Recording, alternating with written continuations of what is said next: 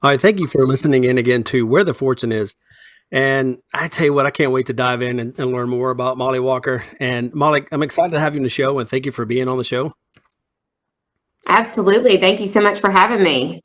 Yeah, well, real quick, I just want to kind of just give everybody a brief insight as to, or into, who you are and what you're about. Let's give a quick bio here and super impressed with all you're involved with. I was looking through this and thank you for sending that to me. Mollie, she actually for in the town of Collierville, Tennessee, which is just right outside of Memphis. Mollie is the Collierville City Executive at Landmark Bank here in the town of Collierville, and she previously worked as a branch manager and customer service representative for First Horizon Bank. And Mollie received her degree in individual studies with minor in marketing for the University of Memphis. So go Tigers! and Yes. and Mollie is also on a committee for the Collierville Young Professionals Ascend Group and a member and visitor host for the Collierville Referral Connections Generosity Network chapter here in Collierville. And it says here that for the Collierville Chamber member, she's also serves as an ambassador. And Mollie's also, if that wasn't enough, is an active member in the Collierville Rotary Club. And then she loves to give back to the community and spend time with her husband and two children and actively involved in Harvest Church. So welcome again, Mollie. And I am floored and just astounded by the, the amount of work that you do and within different networking groups and communities. So welcome again to the show. Thank you so much for having me. I'm a huge fan of your podcast and excited to be here. Yeah, that's great. Well, I see that you have, I mean, that's great. You spend all this time with the different groups, but, and then with the family as well. How do you juggle that from networking groups to family and church? That's, your You plate's know, pretty full. sure. Yeah, that's probably one of the questions I get asked the most is when do you sleep? And what I've just kind of learned is just to find what works best for myself, my husband, and my kids. Hmm. I am very much adamant about making sure the evenings are reserved for my families and the weekends. So to me, family, faith, and family come first, and then the rest is going to fall into place. So I love being involved in the community. I love being involved in different networking groups that have a greater purpose. But I do try to really reserve those, and I'm picky about which ones I join, which ones I give my time to. And it's really, we've kind of gotten it down to make it work really well for myself, my husband, and my kids, figuring out what works, But being a full-time working mom, it requires a lot of sacrifice and it requires a lot of dedication. And yeah, I've just been really blessed to have a great partner who's Taylor's my husband, so you'll hear me refer to him, but just someone to help me navigate through that. Yeah. Well, I know you can't say enough about for Taylor. That's impressive there. And you're right. It does take a strong commitment and partnership and to have that, to juggle that. I mean, and sound like you do that pretty well for life in general and then and have the faith involved too to keep the ground and foundation. So super impressed to hear that. Thank you so much. Yeah, I mean, it's key having a great support system. They say it takes a village, and it really does. It takes a village at work, and thankful to have an incredible team here to kind of run things and help when I'm out doing certain events. And then the same goes at home, having that good support system with your family and stuff to help with the kids as needed, and just making sure that I'm present when I need to be, for sure. Oh, that's great. Through all the stuff that you've gone through, and I mean, I could tell you have a lot going on, which is can't thank you enough again for your time. But have there ever been a point through your career and transition from, college, from different industries, not industries, but different, well, not, let me back up a second. I'll Okay. pause real quick. So through your transition from what you've gone through from, throughout life or what you've gone through, has there ever been a time or a moment where you've, had a mentor that you might have reached out to or that, they sought you out and said, hey, kind of gave you, some advice throughout your career? Yeah, one thing I just highly recommend, and I just can't say enough about, is always trying to seek out advice from different mentors. So whether that be, someone you work with, a business mentor, a spiritual mentor, or just someone that you can just do life with. I don't think you even have to limit yourself to just one. I mean, when I look over my life, when I look at it right now, there are probably about 4 or 5 people that I actively stay in touch with, and they actively mentor me in different areas. And I've just been really blessed to have female mentors and male mentors to provide good advice along the way. Some of the things that I would think when I look back over my career and I look back at relationships with mentors, a few things have stand out, and there's just some advice that I would love to kind of share as what a big takeaways for me. One of those is just never doubt yourself and your abilities, because I feel like too often it's so easy to just kind of get in your head and think, I might be young. Well, they're going to doubt this or think such and such of me. But, really, like, you can achieve anything if you have the right mindset. You might not be Yeah. the smartest, but if you have the right mindset and that growth attitude, you can really achieve it. So that's a great piece of advice that I've been given. Another one is, I love this one, but if you're the smartest one in the room, then you're in the wrong room. Yeah. Right? So, Yeah, like, you never definitely. want to be the smartest. You always want to be around people that are smarter than you. They know more than you do, because in that way, you're always actively learning, you're always actively growing. And that's just something I really have taken with me.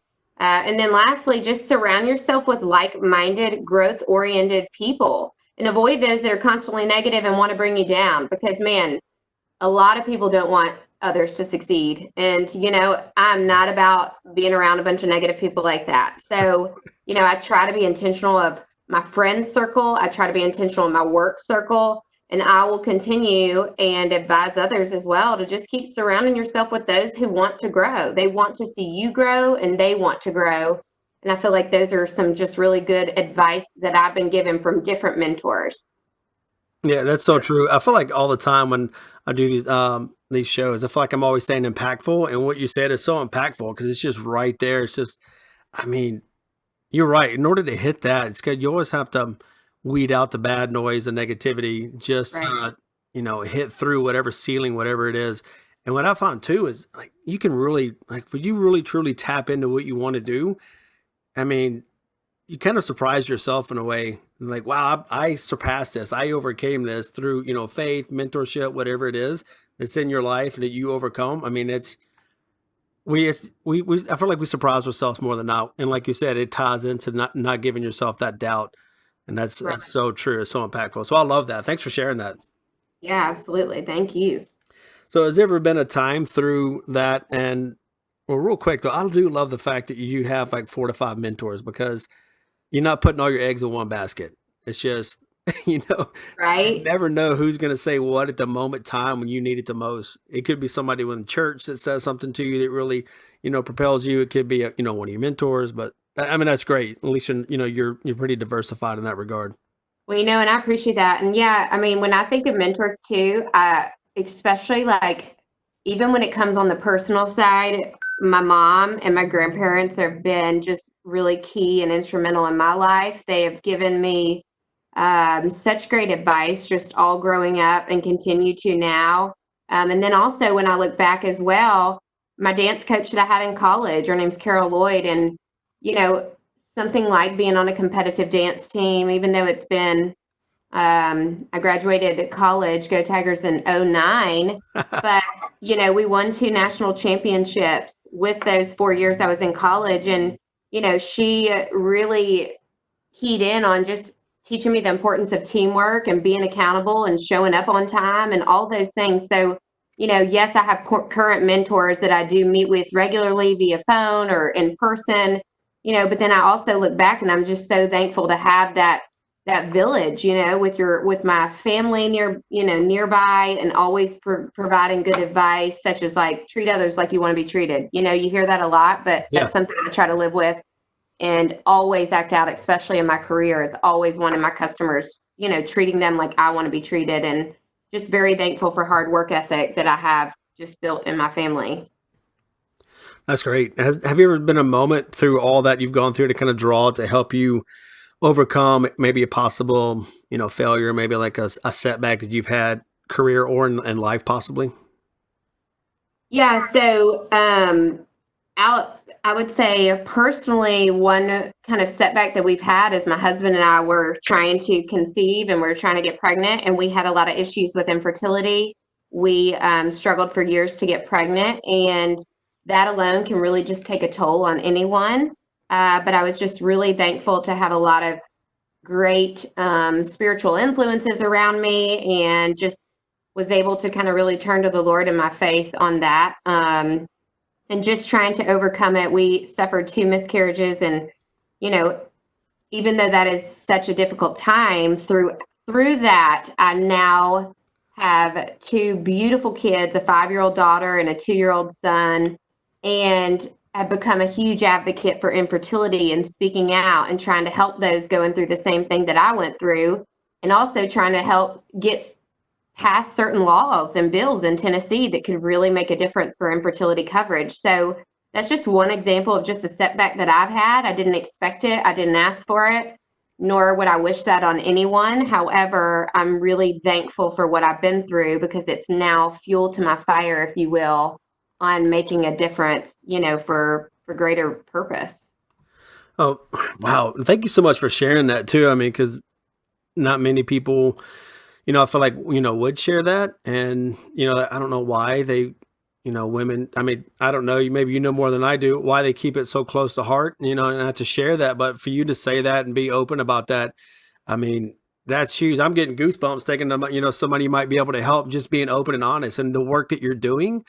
Wow. I mean, man, I didn't know you're doing that much work into it, trying to get, stuff passed on the state level. So man, Yeah, we that's actually great. had Resolve as a company. It's a nonprofit company, and they support infertility awareness, help to get certain legislation passed. And Wednesday we had a federal advocacy day where we were on the phone with our senators and our representatives going through certain bills that would basically allow for greater insurance coverage to be mandated. And just, the fact that some people might think, hey, I'm just one person. It really doesn't matter. One person can make a huge difference, right? So I just encourage people, if you are struggling with anything like that, please reach out to me. I would love to talk. There's many support groups and all kinds of stuff. But I know from a woman's perspective, when I went through it the first time with my first child, I did feel so alone, and was it was very, very difficult. And a lot of people don't like to talk about it because it is so emotionally draining, and it's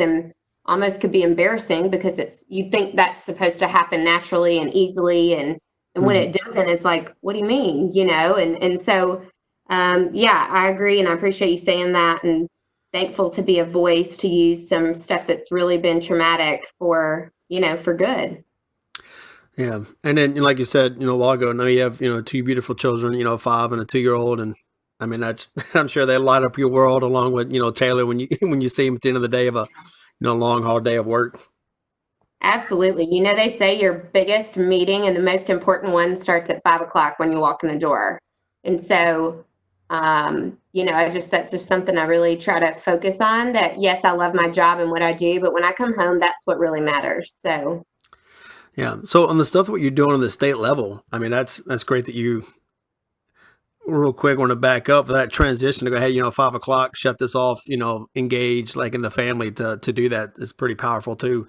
So kudos and hats off on that as well. But what you're doing on the state level, and like how, like the path, can you just kind of like, I want to like go peek through the window of that, the path you've done on that, just to, I imagine that's an arduous road to climb, if you will. Yeah, it's still something I'm really trying to kind of navigate through. Luckily, I have been doing a lot of research through different states. Colorado just recently passed an incredible infertility mandated coverage bill. And then they also just passed another one that is going to allow for those who have cancer to get their eggs preserved, because you think you're going through cancer, like you have to make some really tough decisions in a very short amount of time for the future of your family. And so one of those would allow insurance or mandate insurance covers is for embryo, scratch that. Sorry. Sorry. Let me pause this there. Oh, no Um, problem. I don't want to get too deep in the woods on that part. Let me see. Yeah, Uh, sure. So yeah, thanks so much for asking. And it's still just something that's a work in progress. I am trying to learn as much as I can right now. I'm kind of in a lot of the research phase of it. Had a great exposure with the Federal Advocacy Day this week, and going to continue figuring out about reaching out to our representative and our senator and continue to ask for their sponsorship on certain bills that will make a huge difference, because when you think of infertility coverage, the 1 in 8 couples go through it, and the average cost of IVF is around $20,000. And about 75% of employers do not offer coverage. And while me and my husband went through infertility, we did not go to IVF. However, we spent thousands of dollars out of our own pocket because it wasn't offered. There's no coverage. And to me, it's no different than my mom being a diabetic and needing insulin, or you having cancer and needing to do chemo. Like, infertility is a disease, and it's not something I would choose. So I will stand up and talk to whoever I can about it, as long as they will just listen, because to me, stories are what matters. That's where the difference is made, is by sharing your story. Yeah, that's so true. And I know your daughter, you said she's 2, so that's great that she's got such a strong, woman, a role model to look up to, and your son as well, but to have that and just to have those experiences you can share and pass on to your children, that's going to carry for a long time. My vision for my daughter is, all I can think about is pray that she doesn't have to go through any of the things that I medically had to go through to conceive her.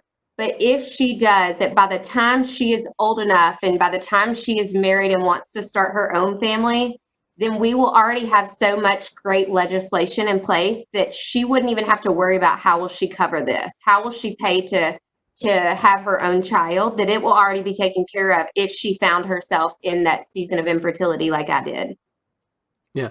Wow. That's great. I mean, just to have that, look into the future for that. And I could definitely tell that this is something that you are not going to let fall by the wayside. You're going to continue to fight. So that's great. That's impressive.